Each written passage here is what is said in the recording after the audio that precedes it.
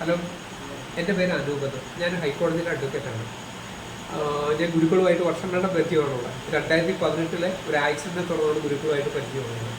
2018 March 4 എനിക്ക് ഒരു bike ആക്സിഡൻ്റായി. ബൈക്കിൽ ടിപ്പർ ഇടിച്ചിട്ട് എൻ്റെ ഷോൾഡർ ബോൺ പൊട്ടി ഒരു 3 പീസായി ഷോൾഡർ ബോൺ.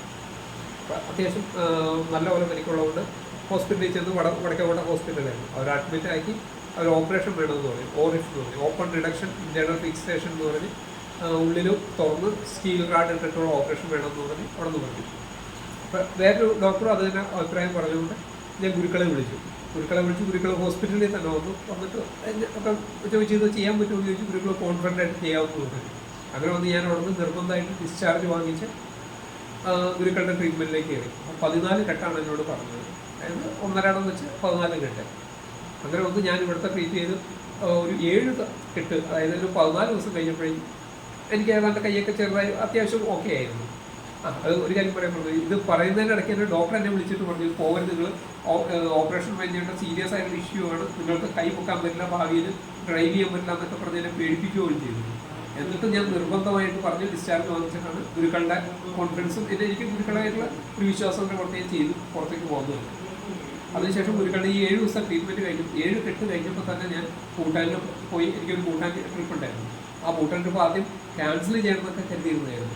ആ ഭൂട്ടാൻ ട്രിപ്പ് കണ്ടിന്യൂ ചെയ്തു പോയി. ഞാൻ മലയെല്ലാം കയറി ഇതെല്ലാം പോയി ഒരാഴ്ച കഴിഞ്ഞിട്ട് വന്നിട്ടാണ് വീണ്ടും ഇവിടുത്തെ ട്രീറ്റ്മെൻറ്റ് കംപ്ലീറ്റ് ചെയ്ത് ബാക്കി ഞവരൊക്കെ എഴുതി ബാക്കിയെല്ലാം ചെയ്തു തരും. ഇനി 35 ദിവസം 37 ദിവസം കൊണ്ട് ഫുൾ കംപ്ലീറ്റ് ആയി. ഇപ്പോൾ എനിക്കെല്ലാം സാധാരണ പോലെ. അന്ന് എന്നോട് ഡോക്ടർ ഇത്രയും കൈ പൊക്കാൻ പറ്റില്ല എന്ന് പറഞ്ഞു. ഇപ്പം എല്ലാം സാധാരണ പോലെ തന്നെ. ഇതിനൊരു സാധനം ഉണ്ടെന്നേ തോന്നാത്ത രീതിയിലായി. ഞാൻ തന്നെ മറന്നു ഈ ഒരു ആക്സിഡൻ്റെ കാര്യം. ആ പറഞ്ഞ ഡോക്ടർ ചത്തോന്ന് തന്നെ എനിക്ക് സംശയമുണ്ട്. അത്രയും രീതികളിലേക്കായി. ഇപ്പം അതിനുശേഷം ഞാൻ എൻ്റെ ഫാമിലി ഓരോ ആവശ്യത്തിനും ഇവിടെ തന്നെയാണ്. ഇതിപ്പോൾ എൻ്റെ മകനെ കൊണ്ടാണ് ഞാൻ ഇവിടെ വന്നത്. അവർ ഫുട്ബോൾ കളിച്ച് കാലിലൊരു ഫ്രാക്ചർ വന്നിട്ട് വന്നേക്കുന്നത്. നേരത്തെ ഒരു ഫ്രാക്ചർ വന്നപ്പോൾ ഇതുപോലെ തന്നെ ആശാൻ്റെ ഇതിലായിരുന്നു, ട്രീറ്റ്മെൻറ്റിലായിരുന്നു. ഒരു 7 കെട്ടിലായിരുന്നു. ഇപ്പോഴും അതെ. ഇപ്പോൾ ഒന്നൊരു ഉടുപ്പ് വന്ന് ഡിസ്ലൊക്കേഷൻ വന്നിട്ട് അതേ മോനെ കൊണ്ട് വന്നിരിക്കുകയാണ്. ഞങ്ങൾ കുടുംബപരമായിട്ടെല്ലാം ഹാപ്പിയാണ്. ഗുരുക്കളുടെ കളരി നിങ്ങൾക്ക് മുറിവില്ലെങ്കിൽ കളരിയിൽ തന്നെ വരണമെന്നാണ് എൻ്റെ അഭിപ്രായം.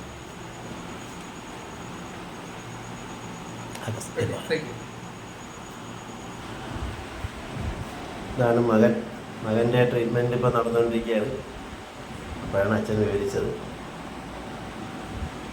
ഇവിടെ ഇപ്പോൾ ഒരു ഡിസ്ലൊക്കേഷൻ വന്നിരിക്കുന്നതാണ്. അപ്പോൾ 3 കെട്ട് കൊണ്ട് തന്നെ ഏതാണ്ട് ഓക്കെ ആവും. ഇവിടുത്തെ ഒരു ഇതിൻ്റെ ഈ ഭാഗത്ത് വന്നിരിക്കുന്നതാണ് ഫുട്ബോൾ കളിച്ചത്.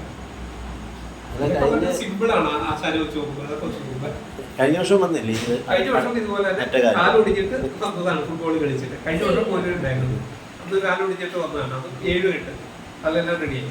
ഹോസ്പിറ്റലിൽ പോയിരുന്നെങ്കിൽ ഒരു 2 മാസത്തേക്കുള്ള പ്ലാസ്റ്ററിനുള്ള സാധനം. ഹാപ്പിയാണല്ലോ. ഹാപ്പി, വളരെ താങ്ക് യു.